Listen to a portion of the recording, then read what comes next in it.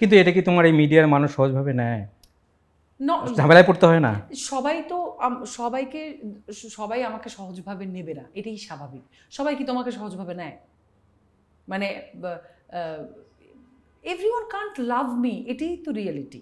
কিছু মানুষ আমার পার্সোনালিটি পছন্দ করে, তারা আমাকে ভালোবাসে, like you one of them.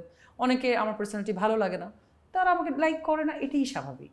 So হ্যাঁ, এটাকে আমার এগেনস্টে ব্যবহার করার চেষ্টা হয়তো অনেকে করে, করবে, এটা তাদের ডুইং। এটা তো আমার পার্সোনালিটি, আমি তো এটাকে বললেই কিন্তু এটা ক্যারিয়ারে প্রভাব পড়ে না এটা? চেঞ্জ করে ফেলতে পারবো না। হ্যাঁ, ক্যারিয়ারে প্রভাব হয়তো পড়েছে একটা সময়, কিন্তু পরবর্তীতে যখন আমি বিষয়টা ব্যালেন্স করা আস্তে আস্তে শিখেছি, আমার কাছে একটা পর্যায়ে মনে হয়েছে যে না, আই শুড ব্যালেন্স।